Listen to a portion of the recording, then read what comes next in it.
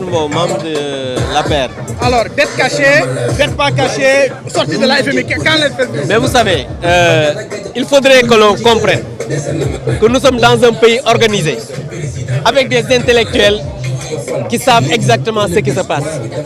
Vous savez, dans tous les pays de l'UEMOA, il y a ce qu'on appelle la dette parapublique et la dette centrale. Maintenant, quand des nouvelles autorités viennent pour prendre dans leurs responsabilités en disant qu'on va changer de mode de calcul,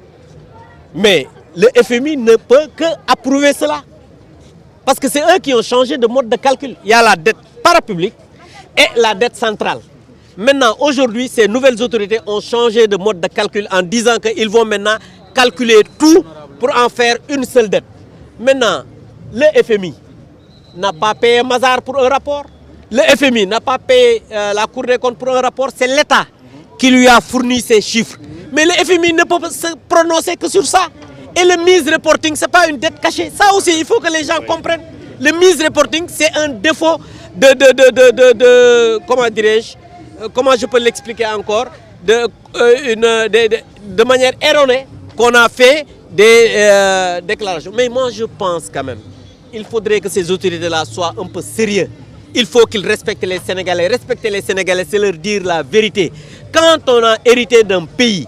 avec des signaux verts, quand on ne peut plus travailler à ce que l'économie puisse aller de l'avant, mais je pense qu'il faut dire aux Sénégalais que nous ne pouvons pas. Traduction de Macky Sall à la Cour de justice. Mais vous savez, moi je pense que c'est un jeu d'enfant parce que nous avons aujourd'hui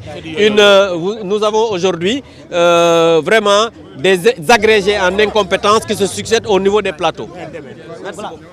Voilà, xam naa dañuy xool ñu ko jege rek voilà mi ngi wax lu am solo par rapport ak li nga xamante ni mooy ci li nga xamante ni mais honorable sànq yaa ngi wax ci français sànq yaa ngi wax ci français. Grand doy na waay dama sonn. Vous êtes en direct en fait yaa ngi wax lu am solo. Grand dama sonn bàyyi ba ma dem fële. ñaari précision. Grand bàyyi ba ma dem fële waay. D'accord alors Abdou Mbow honorable député donc voilà moom la ñu doon waxal léegi xam naa nag dañuy assister li nga xamante ni mooy déclaration donc voilà. Xaaral fii lu baax voilà pour ñi nga xamante ni voilà ñoom ñoo ñuy assister en tout cas egsi nañ ci fi nga xamante ni moom mooy terminus bi maanaam ndaje bi fi mbir mi waroon am. Asalaamaaleykum. Mohamed Malal Diallo lii.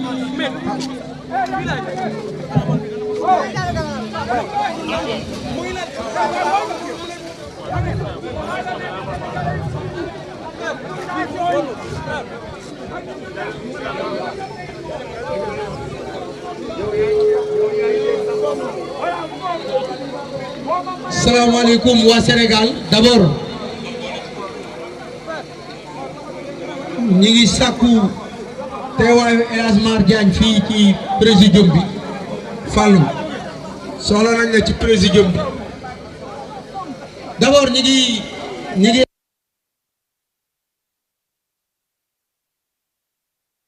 teewaay bi di sant sénégalais yi fi teew yëpp parce que je pense que marche bi bu doon benn nit moo ko taxawal cause bi ñuy xeex moom moo ci am solo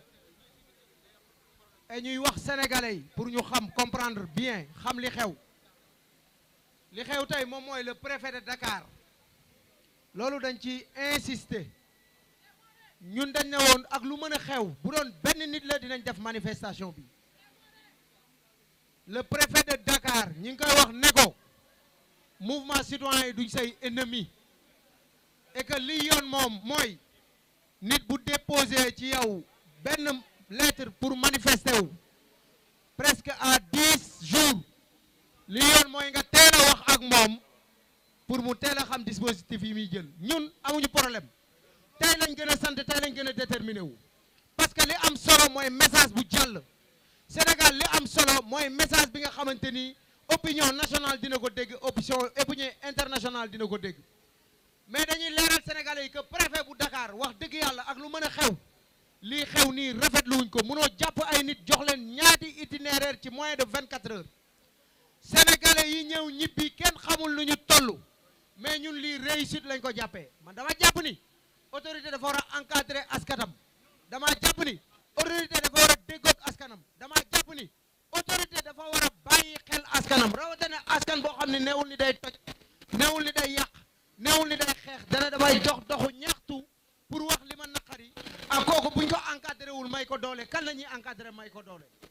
ñuy waxaat sénégalais yi nous sommes des responsables waaye état bi na bàyyi xel ci ni muy doxalee ak askanu Sénégal askan boo amee lu ko metti te amul fu mu ko waxee musiba foofu la mën a amee te yaakaaroon nañ nag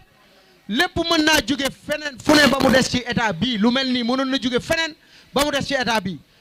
ñi ngi santaat ñëpp ñu fi teew surtout la presse nationale et internationale ñi ngi sant mouvement yëpp yi fi teew ñi ngi sant parti politique yëpp yi fi teew sans plus tarder dañuy commencer di jox parole yi ñu jiital ci monsieur suñu benn kilifa bu nekk fii ci présidium bi ñu koy wax commissaire Kayta ñu def 2 minutes bu ko defee ñu lancer suñu message mu jàll ñu mën a ñibbi ci jàmm ak salaam kon commissaire bismillah Mohamed ñëwal nga jël liste Mohamed Malal Diallo.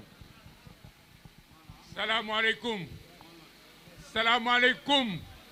ndaw ñi en particulier wax ji yéen a ko moom lii du woote wu parti politique lii du woote wu syndicat woote wu askan wi la suñu waxee ni askan wi président de la république ci boppam suñu wootee lu mel nii waroon na taxaw parce que li ñu fi dajale mooy li metti askan wi ci dundin suñu demee bay woote ci loolu ça veut dire que problème bu concerné ñëpp la surtout nag ci jamono ji ñu nekk nga xam ni jamonoy tas yaakaar la dañu fal ay nit ñi nga xam ni danoo digoon askan wi suñu ñëwee lépp dina yomb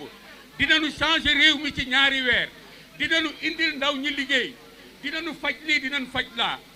bu ñu demee nag ba ñu naan courant bi dafa cher il y a problème courant bi dafa cher ci réew mu am pétrole am gaz te amu fi woon courant bi dafa cher ci réew mi nga xam ni kat yaakaar boo fi lalu woon ce n'est pas possible donc ñuy ñaax ñëpp ci lenn mouvement bu mel nii warul taxaw benn place ñuy woo parti politique yëpp di woo mouvement yëpp di woo syndicat yëpp ñu taxaw nekk benn parce que dundinu askan wi mooy solo bi ñii dañ leen fal pour que askan wi mën a dund bu woyof dund bu naat